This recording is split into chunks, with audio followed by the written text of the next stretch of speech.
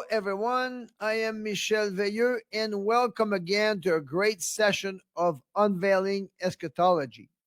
In this session, I will identify 7 abominations during Daniel's 70th week. The main objective of this lesson is to give the right interpretation concerning the abomination of desolation. Let's get started with the original prophecy made concerning the abomination of desolation at the end of the age in Daniel chapter 9 and verse 27. We can narrow it down to the second half of the verse, and I will use the American Standard Version because the wording is much easier to understand. And this version is by far the best I have found, especially for the second half of this prophecy. So let's read. And upon the wing of abomination shall come one that maketh desolate, and even unto the full end. And that determined shall wrath be poured out upon the desolate. So I'm going to break down the prophecy into segments to explain it. The first line says, and upon the wing of abominations, which refers to a series of abominations that will occur over the 1 week of 7 years mentioned earlier in the verse.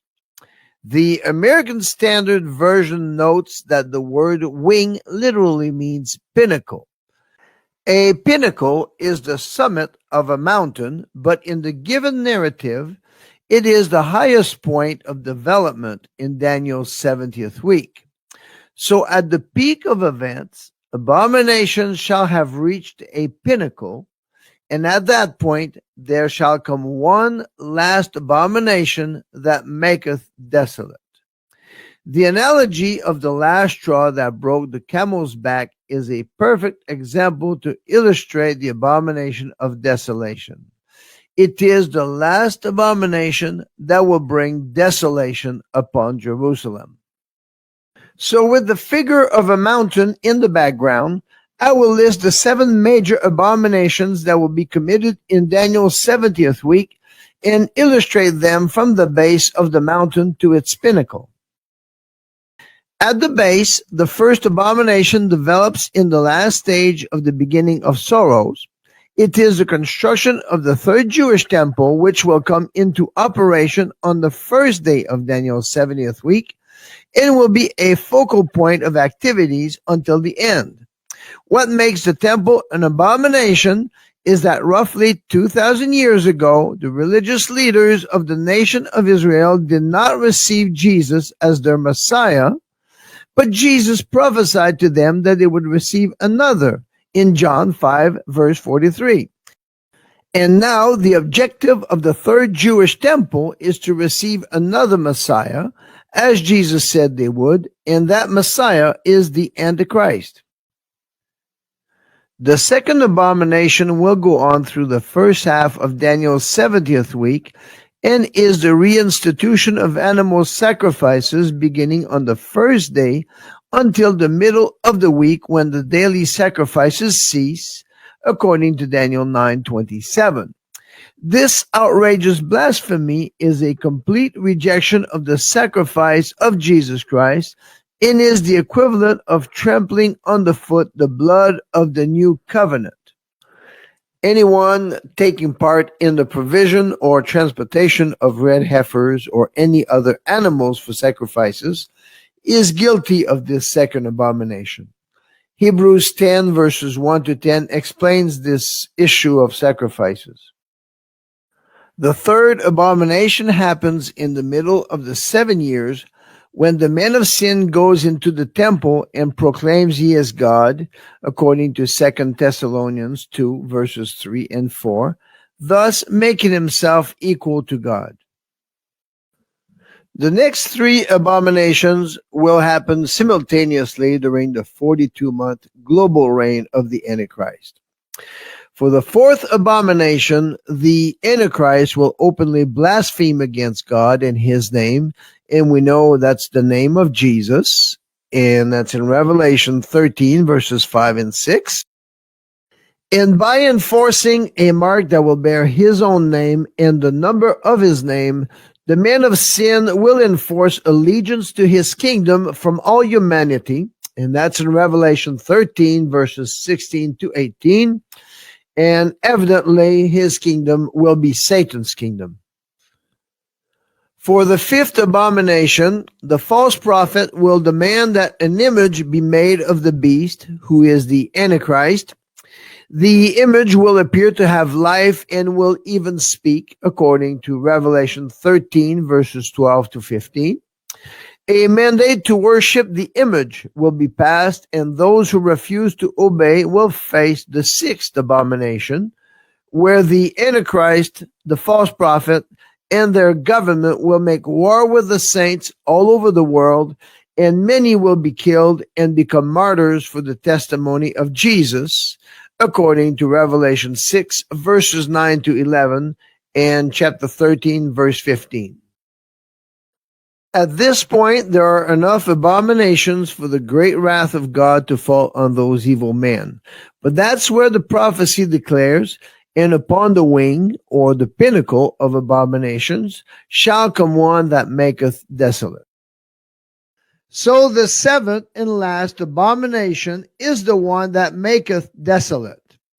Scriptures reveal that this will happen on the last day. An image that may not be the image of the beast, but one that represents Satan, will be set in the holy place, according to Matthew 24 and verse 15, as a final blasphemy to insult God and represent Satan as being on the throne. Let me now explain the details of the abomination of desolation.